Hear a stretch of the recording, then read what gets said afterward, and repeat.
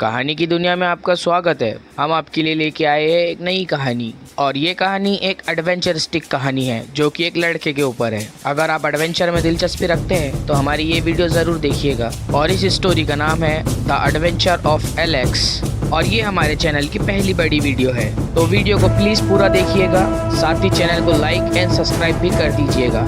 तो चलिए शुरू करते हैं द एडवेंचर ऑफ एलेक्स।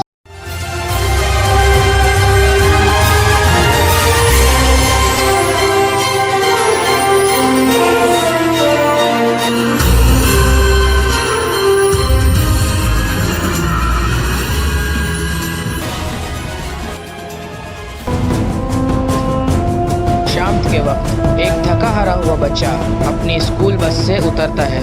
ये उसके स्कूल का आखिरी साल है। वो बस से नीचे उतरता है, सब लोग उसे बाय कहते हैं, वो भी सबको बाय कहता है। वो काफ़ी थका हुआ था और उसे भूख भी लग रही थी। जब वो वहाँ से चलता है तो उसे अपना बैग काफ़ी भारी लग रहा था। थोड़ा आगे जाने के बाद अचानक उसके पीछे एक बुल लग जाता है। एलेक्स को कुछ समझ में नहीं आता, वो भागना शुरू कर देता है। वो इतना डरा हुआ था कि भागते भागते कब अंधेरा हो गया उसे पता ही नहीं चला। जब वो रुकता है तो अपने आसपास देख के काफ़ी हैरान हो जाता है, क्योंकि वो भागते भागते पता नहीं कहाँ पर जंगल में खो चुका है। अब उसे और भी ज़ोरों की भूख लगने लगी है और बेहद प्यास भी। वो डरते डरते थोड़ी हिम्मत जुटाकर आगे बढ़ने की कोशिश करता है। थोड़े आगे जाने के बाद उसे पानी की एक टंकी नज़र आती है और उसके आँखों में अंधेरी छाने लगी। उसे कुछ समझ नहीं आ रहा था वो क्या करे, कहाँ पर जाए। तब वो सोचता है कि मैं इस पे चढ़कर पानी पी लेता हूँ, लेकिन वो टंकी बेहद पुरानी होने की वजह से उसमें काफ़ी दरारें आ चुकी थी। उसे देखकर ये लग रहा था कि जैसे वो टंकी कभी भी गिर सकती हो। इस बात से अनजान एलेक्स उस टंकी पर चढ़ जाता है, लेकिन उसके ऊपर जो ढक्कन लगा हुआ था वो इतना हैवी था कि उससे वो नहीं हटा सका। हार मानकर एलेक्स नीचे उतर जाता है और उसी टंकी पर पीठ लगाकर सो जाता है।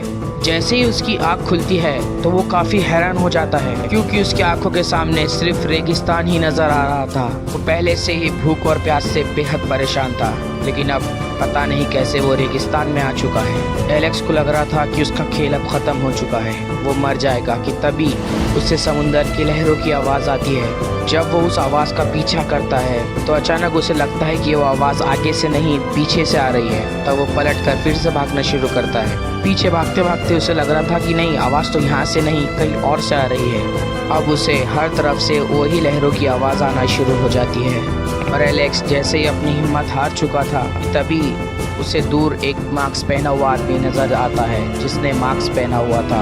एलेक्स जैसे तैसे करके उसके पास पहुंचता है तो वो भी गायब हो जाता है। एलेक्स नीचे गिर जाता है और वो जैसे ही उठकर देखता है तो उसके आंखों के सामने सच में एक समंदर था। तब उस समंदर के पास उसे कुछ चूटियाँ यानी एंट्स नज़र आती है, और वो साइज़ में एलेक्स की जितनी ही बड़ी थी। वो चींटियाँ उसे देखकर आवाज़ देती है। वो कहती है, हे तुम कौन हो, यहाँ पर आओ। फिर एलेक्स उस समुंदर में से ढेर सारा पानी पीता है। फिर वो उनसे कहता है, ये कौन सी जगह है, मैं यहाँ पर कैसे आ गया। तब एक चींटी उससे कहती है, तुम पहले नहीं हो जो यहाँ पर आए, यहाँ पर पहले भी काफ़ी इंसान आ चुके हैं, लेकिन तब जब उनकी मौत हो जाती थी। एलेक्स कहता है, मुझे कुछ याद नहीं, मैं काफ़ी थका हुआ था, मुझे प्यास लग रही थी और फिर अचानक मेरी आंख लग गई, और जब मैं उठा तो मैंने अपने आप को यहाँ पर पाया।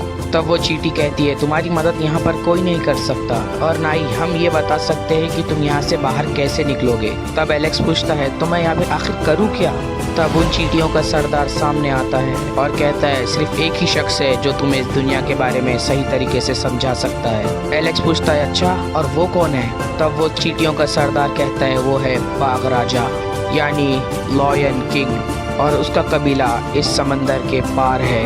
अगर तुम्हें इस दुनिया के बारे में सच में जानना है तो तुम्हें इस समंदर को पार करके वहाँ पर जाना होगा। शायद बाघ राजा तुम्हारी कोई मदद कर दे। फिर एलेक्स ये सोच लेता है कि वो वहाँ पर ज़रूर जाएगा, लेकिन उसके सामने एक बड़ी चुनौती थी, और वो है समंदर को पार करना। और फिर वो उन चींटियों की मदद से एक छोटी सी नाव बनाना शुरू करता है। काफ़ी मेहनत और मशक्क़त के बाद कई दिन बीत जाते हैं और आखिरकार उसकी नाव बनकर तैयार हो जाती है।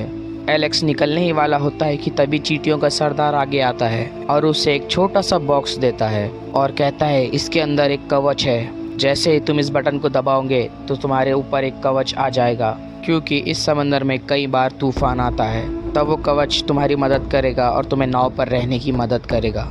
फिर एलेक्स उसका शुक्रिया अदा कर निकल जाता है। एक दिन बीत जाने के बाद सच में एक काफ़ी बड़ा तूफान आता है और एक बड़ी सी लहर एलेक्स से टकराने ही वाली थी कि तभी एलेक्स की नज़र एक बच्चे पर पड़ती है। वो एक कंगारू का बच्चा था। वो काफ़ी मेहनत कर रहा था समुंदर में ऊपर रहने के लिए। एलेक्स बिना कुछ सोचे समझे वो बॉक्स जो उसे चींटियों के सरदार ने दिया था वो उसके तरफ फेंकता है और वो कवच निकल कर उस बच्चे को बचा लेता है।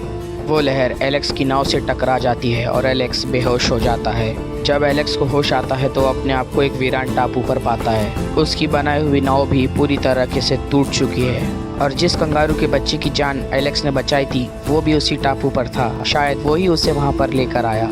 वो कंगारू का बच्चा कहता है तुमने मेरी जान बचाई, तुम कौन से कबीले से हो? कंगारू का बच्चा कहता है मैं तो बाघ कबीले से हूँ। तब एलेक्स कहता है अच्छा, मैं भी वहीं पर जा रहा था। एलेक्स कहता है क्या तुम मुझे वहाँ पर लेकर चलोगे? वो बच्चा कहता है हाँ ज़रूर, क्यों नहीं, तुमने मेरी जान बचाई है। एलेक्स कहता है लेकिन हम वहाँ पर जाएंगे कैसे? तो वो कंगारू का बच्चा कहता है चिंता मत करो, यहाँ पर मेरी एक दोस्त रहती है। तब समंदर में से एक डॉल्फिन आती है और वो डॉल्फिन कहती है चिंता मत करो, मैं तुम्हें एकदम सुरक्षित वहाँ पर पहुँचा दूंगी। वो कंगारू का बच्चा और एलेक्स उस डॉल्फिन के पीठ पर बैठ जाते हैं और वो उनका सफ़र शुरू हो जाता है। और पीछे सनसेट का सीन था। हमारा हीरो निकल चुका है। थोड़ा आगे जाने के बाद रात हो जाती है और 3-4 शार्क उनके पीछे पड़ जाती है और तीनों शार्क ने उस डॉल्फिन को और एलेक्स को घेर लिया है। तब वो जैसे तैसे करके उनके सर्कल में से बाहर निकलते हैं। एलेक्स के हाथ में एक छोटा सा खंजर था। वो उससे उनमें से एक शार्क के ऊपर हमला करता है जो कि घायल भी हो जाती है। इतने में दूसरी शार्क आकर एलेक्स के हाथ पर वार कर देती है और वो काफ़ी जख्मी हो जाता है। इसी का फ़ायदा उठाकर डॉल्फिन अपनी रफ्तार का इस्तेमाल करती है और उन्हें वहाँ से बाहर निकाल लेती है। और आखिरकार वो लोग पहुँच चुके हैं लायन किंग के इलाके में। उतरते ही एलेक्स उस डॉल्फिन का शुक्रिया अदा करता है और उसे अलविदा कहकर आगे बढ़ता है। वो एक बहुत ही बड़ा टापू था। वहाँ पर हर किस्म का जानवर मौजूद था और हर कोई बातें कर सकता है बिल्कुल इंसानों की तरह। और एलेक्स मन में सोचता है शायद मैं इस दुनिया से निकलने का रास्ता यहाँ सच जान पाऊँ। तो दोस्तों, क्या एलेक्स अपनी दुनिया में वापस जा पाएगा और क्या बाघ राजा उसकी मदद कर पाएगा? जानने के लिए देखते रहिए स्टोरीवर्स।